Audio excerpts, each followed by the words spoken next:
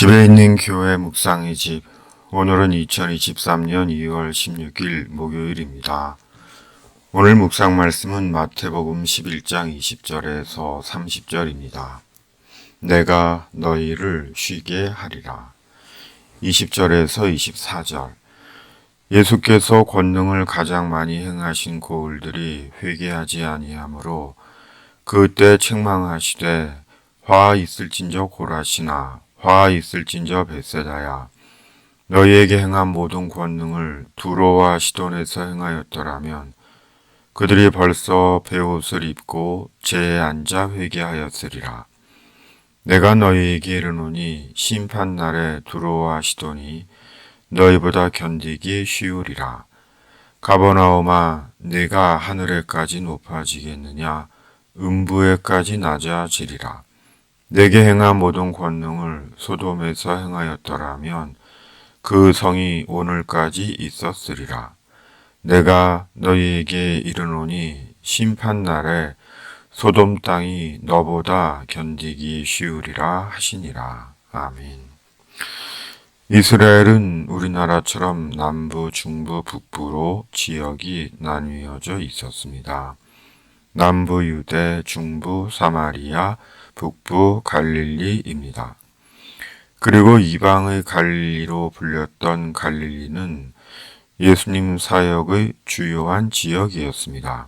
특히 예수님은 갈릴리에서도 고라신, 벳세다, 가버나움에서 다른 성읍들에 비해 더 많은 권능의 이적을 행하신 것입니다.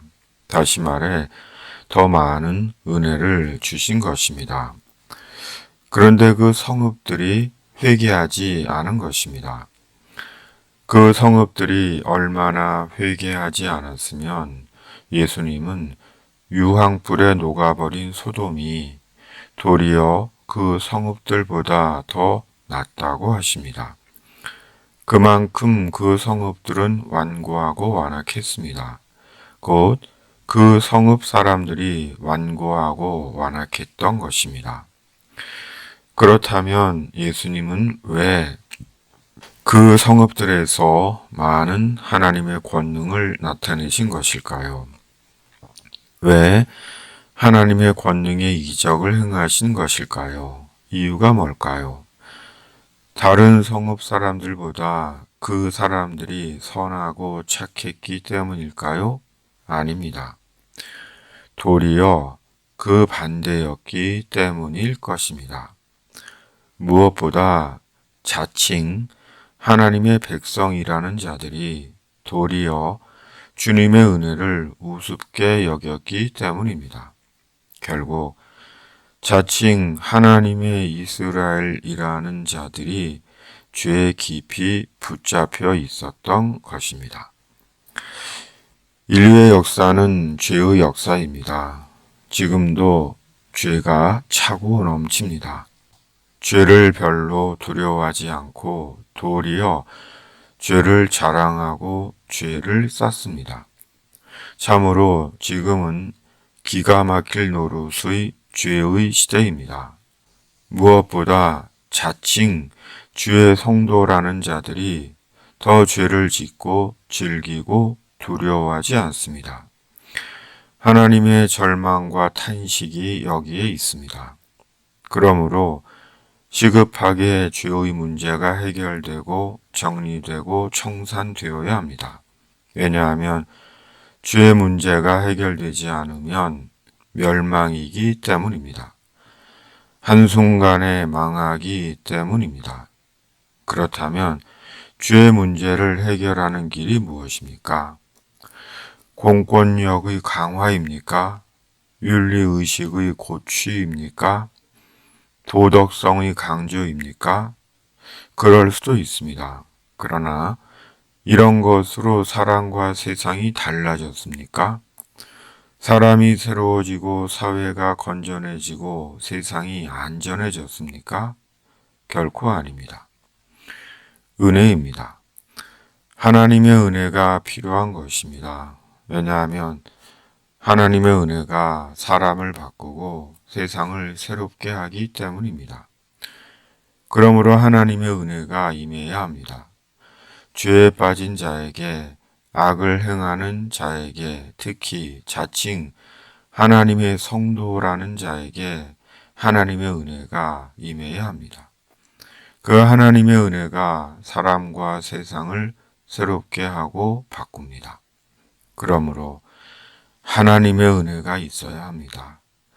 하나님의 영이신 은혜의 성령께서 임하셔야 합니다. 사람에게 이 땅 구석구석에 성령께서 임하셔야 합니다. 왜냐하면 사람도 만물도 성령으로 새로워지기 때문입니다. 시편 기자는 말씀합니다. 주의 영을 보내어 그들을 창조하사 지면을 새롭게 하시나이다. 시편 104편 30절. 그러므로 성령께서 오셔야 합니다. 성령께서 오셔서 사람과 세상을 새롭게 해 주셔야 합니다. 복음성가 오소서 진리의 성령님입니다. 오소서 진리의 성령님, 이 땅 흔들며 임하소서. 거짓과 탐욕, 죄악에 무너진 우리 가슴 정케 하소서. 오소서 은혜의 성령님, 하늘 가르고 임하소서. 거룩한 불꽃 하늘로서 임하사 타오르게 하소서. 주 영광 위에 부흥의 불길 타오르게 하소서. 진리의 말씀 이 땅 새롭게 하소서. 은혜의 강물 흐르게 하소서. 성령의 바람 이 땅 가득 불어와 흰옷 입은 주의 순결한 백성, 주의 영광 위에 이제 일어나 열방을 치유하며 행진하는 영광의 그날을 주소서. 오소서 진리의 성령님, 이 땅 흔들며 임하소서. 거짓과 탐욕, 죄악에 무너진 우리 가슴 정케 하소서. 오소서 은혜의 성령님, 하늘 가르고 임하소서. 거룩한 불꽃 하늘로서 임하사 타오르게 하소서. 주 영광 위에. 성령님, 어서 오시옵소서. 죄악으로 물든 이 땅에 성령님 속히 오시옵소서.